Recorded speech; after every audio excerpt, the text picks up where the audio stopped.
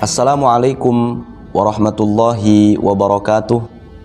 Alhamdulillahi rabbil alamin. Wassalatu wassalamu ala ashrafil anbiya'i wal mursalin Sayyidina Muhammadin Thahal amin wa ala alihi wa sahbihi at-tayyibin at-tahirin. Amma ba'du. Pemirsa Insan BP Jam Sostek yang dimuliakan Allah Subhanahu wa taala, Rasulullah sallallahu alaihi wasallam pernah bersabda. Sabdanya beliau ini diabadikan di dalam dua kitab yang fenomenal. Yang kita tahu bahwa ketika sabda Rasulullah sallallahu alaihi wasallam diabadikan di dua kitab yang fenomenal ini, maka tidak diragukan kesahihannya. Di dalam kitab Sahih Bukhari dan juga kitab Sahih Muslim. Artinya muttafaqun alaih, tidak diragukan kesahihannya. Rasulullah sallallahu alaihi wasallam bersabda seperti yang diceritakan oleh Sayyiduna Abu Hurairah radhiyallahu taala anhu. Kata Rasulullah sallallahu alaihi wasallam, ada tiga golongan orang yang hidupnya tidak akan pernah menemukan keberuntungan.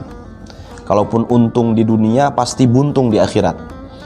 Hidupnya tidak akan pernah berkah, hidupnya akan sengsara, hidupnya akan penuh menemukan kerugian. Sekali lagi, kalau tidak di dunia, pasti di akhirat akan menemukan kesengsaraan.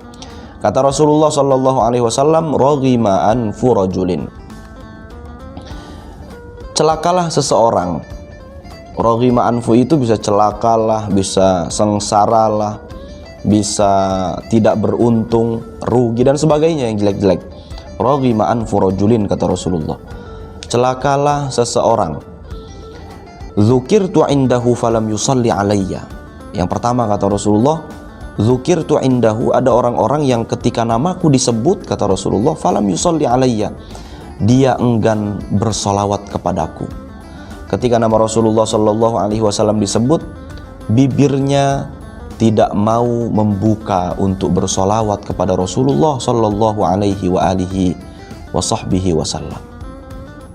Kadang kita kalau mendengar nama Rasul sallallahu alaihi wasallam, mohon maaf, seringkali bibir kita, lidah kita malas untuk mengucapkan sholawat kepada Rasulullah sallallahu alaihi wasallam. Padahal sholawat kita yang kita ucapkan ketika kita mendengar nama Rasulullah sallallahu alaihi wasallam, Muhammad ibni Abdullah sallallahu alaihi wa alihi wa sahbihi wasallam, adalah salah satu rahasia hidup kita akan diberikan keberkahan oleh Allah Subhanahu wa taala di dunia maupun di akhirat.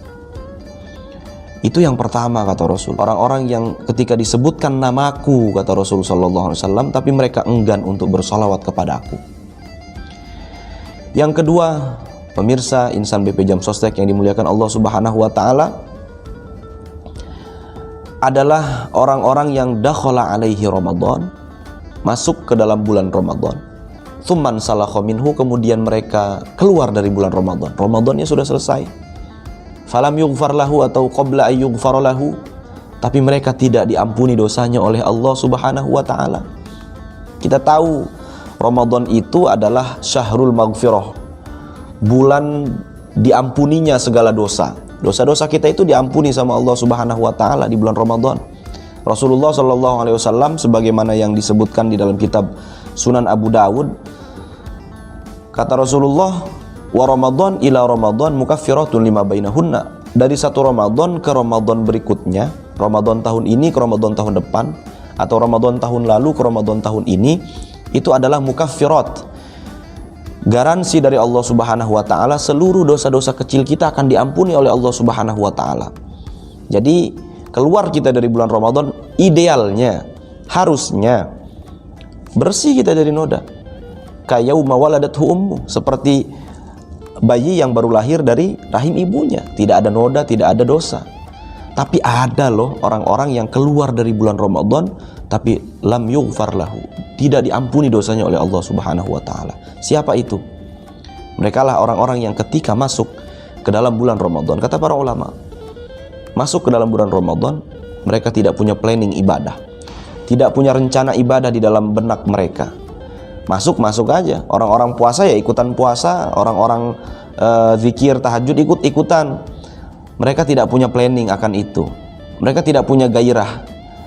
akan ibadah kepada Allah di dalam bulan Ramadan, tidak punya gairah untuk menjemput maghfirah Allah Subhanahu wa taala di bulan Ramadan. Itu yang pertama kata para ulama.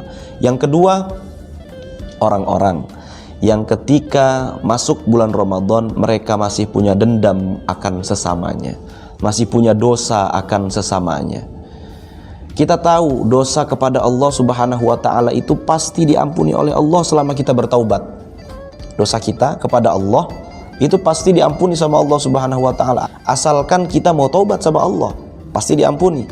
Maka dosa kita baru akan diampuni oleh Allah kalau orang-orang yang kita ambil haknya, orang-orang yang kita zalimi, orang-orang yang kita ghibahi, kita omongi, orang-orang yang kita ledek, orang-orang yang kita sakiti hatinya dengan lisan kita, mengampuni kita, baru dosa kita diampuni oleh Allah Subhanahu wa taala. Kalau kita masuk ke bulan Ramadan masih membawa dosa kepada sesama, jangan harap kita keluar dari bulan Ramadan dalam keadaan bersih. Karena dosa-dosa kita kepada sesama tidak akan diampuni oleh Allah Subhanahu wa taala sebelum kita minta ampun kepada orang-orang yang telah kita sakiti hatinya. Yang ketiga, golongan orang-orang yang tidak akan menemukan kebaikan di dalam kehidupannya ialah mereka bertemu dengan kedua orang tuanya, al-kibar, kedua orang tua yang sudah sepuh, kedua orang tua yang sudah butuh dirawat, tapi falam yudkhilahul jannah. Kedua orang tua ini, merawat kedua orang tuanya ini yang harusnya bisa memasukkan mereka ke dalam surga, tapi nyatanya tidak memasukkan mereka ke dalam surga. Kita punya kedua orang tua kita yang sudah sepuh-sepuh, tapi kita nggak mau ngerawat, tapi kita nggak mau berbakti sama kedua orang tua kita itu. Wassalam, pasti kita akan hidup dalam kesengsaraan. Pasti hidup kita nggak berkah. Nggak di dunia, di akhirat nanti tungguin aja. Maka ketika kita punya kedua orang tua yang perlu rawatan kita, rawat Pak, rawat Bu. Mudah-mudahan itu menjadi jalan kita untuk mendapatkan keridhaan dan keberkahan dari Allah Subhanahu wa taala. 3 golongan orang-orang yang akan menemukan kerugian di dalam kehidupannya. Jika tidak di dunia, maka nanti di akhirat pasti dia akan menemukan titik kerugiannya. Mudah-mudahan kita tidak tergolong dari 3 orang tadi. Barakallahu fikum. Wassalamualaikum warahmatullahi wabarakatuh.